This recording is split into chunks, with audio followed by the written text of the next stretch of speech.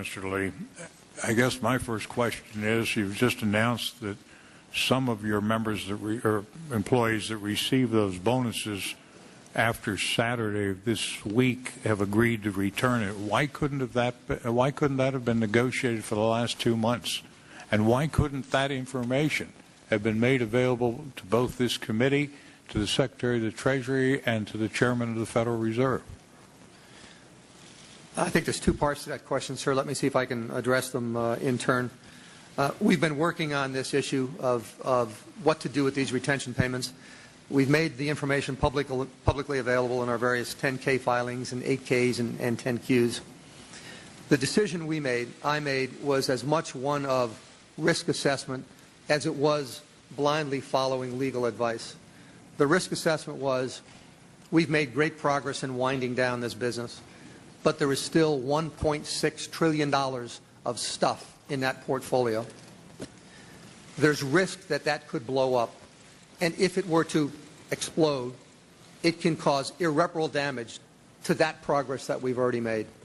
Necessitating, Mr. Liddy, a further investment of the American taxpayers in Liddy with equity if we were to keep you solvent.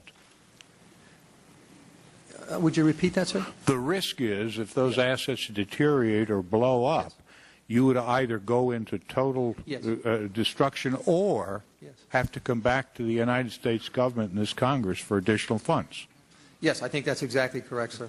Right. So the judgment that we made, in cooperation with the Federal Reserve, we treat the Federal Reserve as our very important partners. The decision we made was that we could preserve that unit and continue to wind it down in a very orderly fashion and not expose the taxpayer and the company to the risks that heretofore they've been exposed to. I know $165 million is a very large number. It's a very large number. In the context of $1.6 trillion and the money that's already been invested in us, we thought that was a good trade.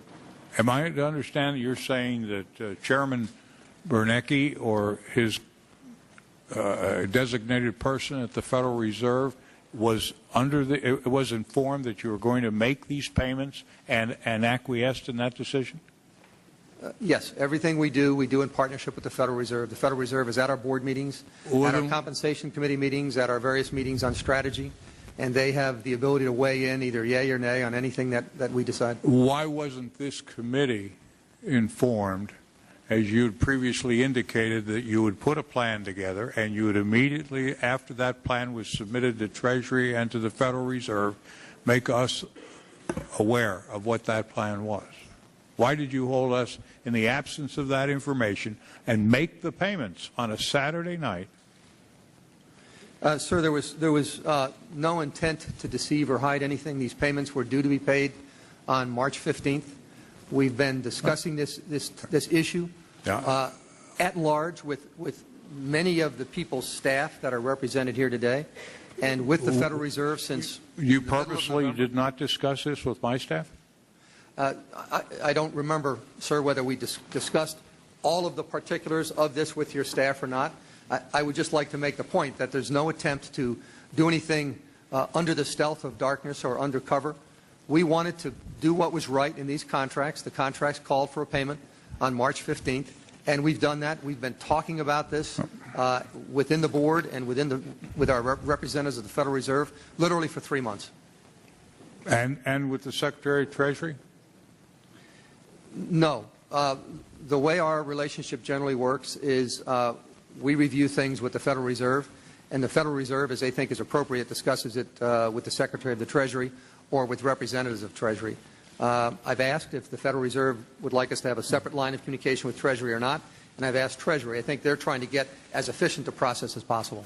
Are you aware of the fact that probably the funds available, the TARP funds, will run out shortly, and the likelihood that additional funds will have to be secured by action and authority of Congress? I am. Then do you realize that the actions that you take at AIG and took in this precise case not only impacts AIG and the potentials of that reality occurring that you described, but it may have jeopardized our ability to get a majority of this Congress to support further largesse to provide funds to prevent a recession, depression, or meltdown. Are you aware that that's the process of your decision and how important it was? I am, sir, although I think there's also a question of another element, and that is if something happens to AIG and it goes bankrupt or goes belly up and puts at risk all the money that has already been put into it, that also can have dire consequences. So it's an issue of, can we stabilize the AIG FP situation, run it down so nothing untoward happens there, and attain the promise of paying back the taxpayer? Well, not to argue that point further, but you're going to serve further. Are we to assume that you're going to continue this process of decision-making and disclosure of talking only to the Federal Reserve and not informing the Congress or the American people or the executive branch of this government? Yeah, I will do it in any way that you and the Federal Reserve ask us to do it. Heretofore, what we've assumed is that in our discussions with the Federal Reserve that they were being properly communicated with others. That appears that we need to improve upon that process. We'll do everything we can to do